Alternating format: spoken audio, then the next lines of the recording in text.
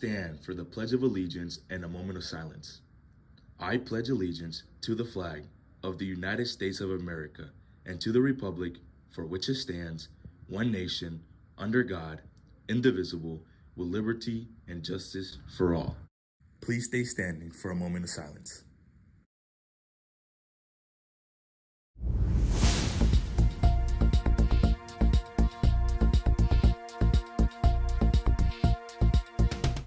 Good morning, Michigan City High School. Today is Thursday, October 30th. I'm Bella Ketchum, and here are your morning announcements.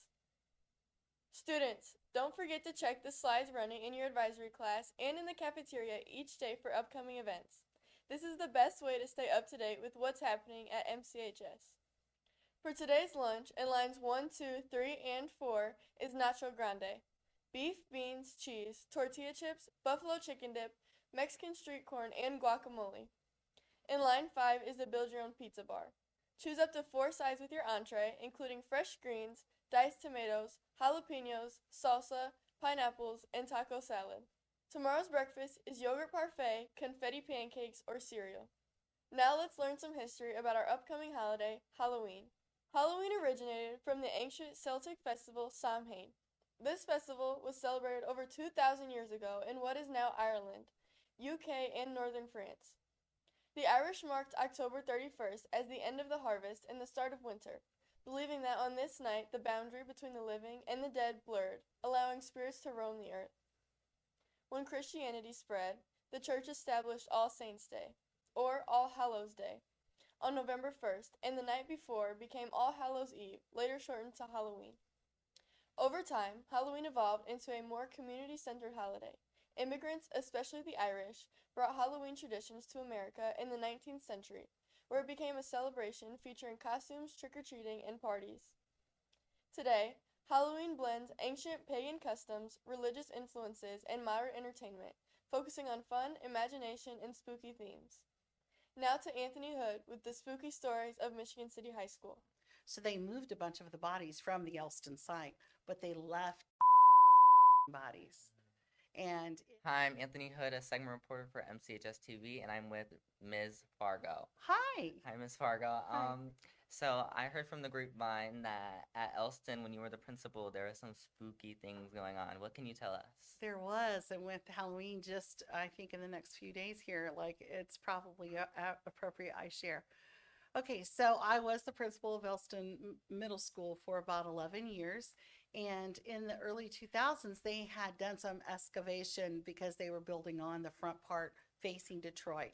And in that excavation, they found 13 bodies in the space, both the office, yes, 13 bodies. The real original story is that it was a Native American burial site. And then white folks came and people of Michigan City, and they created Greenwood Cemetery. Well, once they realized that Greenwood was, it was getting too large for that space, they decided to move it to the outskirts of town, which is actually where Greenwood Cemetery is now. So they moved a bunch of the bodies from the Elston site, but they left 13 bodies. And in that 13 bodies, I was just an assistant principal then.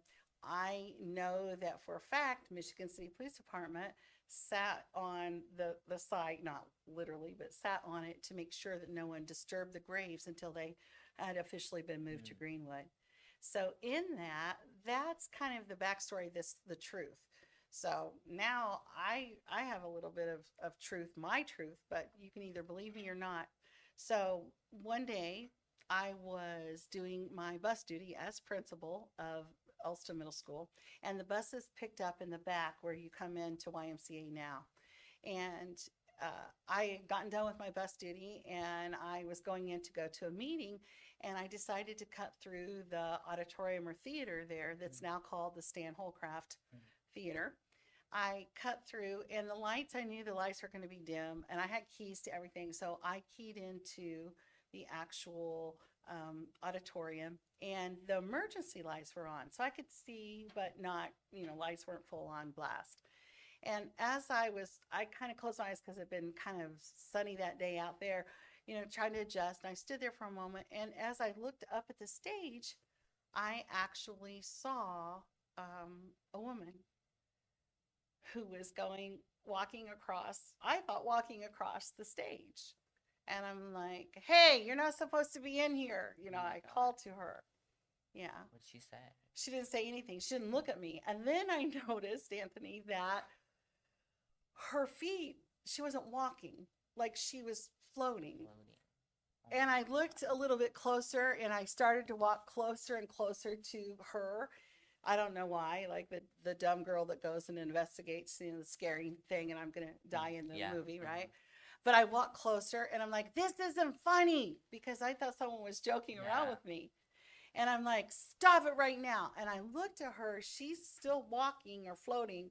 She had on this old dress, like not a dress that like I would wear, not, you know, and definitely not a dress for that time period. We're looking at right around 2009 that this happened, but literally a dress from olden days, and high, like kind of some high boots. And I know I noticed the clothes, right? Yeah. Anthony, you would have noticed the clothes. But anyway, I looked like a little bit harder, and I'm like, then I thought, they're really messing with me. This isn't funny. And I looked back at the we call it the nest, where, you know, the cameras are and everything. And I looked up to see who was up there, who was messing with me. And I looked back, and she was gone. She was gone. Now, some people say that there is a ghost by the name of Alice that frequents Alice that frequents Elston Middle School and Elston High School and now YMCA. But you got to make your own decision. I have no reason to tell a story. Yeah. People actually have asked me to do this, like you're getting an exclusive, because there was a ghost crew that wanted to come to Elston and wanted to interview me, and I wouldn't do it because it sounded weird that a principal saw like a ghost. But I promise you, no crosses, that I really did see what I think was an apparition. I did call for backup on my walkie. My people came running. They checked the nest. They checked the stage. We checked everywhere, and there was nothing there. And someone said, maybe it was just the light. You know, you coming in. Does a light shining in your eyes and then coming into a dark room doesn't create like a figure. Yeah. So that's my ghost story. Okay, I have another question for you. Okay, all right. Did you see any bodies? Yes, I actually did whenever they were doing the burial site. Before this happened, I was an assistant principal, and actually a friend of mine was the chief of police at the time, and he was part of the crew that watched the bodies. So I'm being an assistant principal, I wanted to come and look at the bodies. So in my particular office, there was a woman with a comb in her hair. And I bet we could take a little travel. I think we got a little clip. I did some. There were about, from what I've read and what I remember, there were about 13 total bodies that were found. 13 bodies here and maybe a couple in the office space. Can you tell us what the bodies look like, what the bones look like? Right, altogether there was 15 either partial or complete bodies found.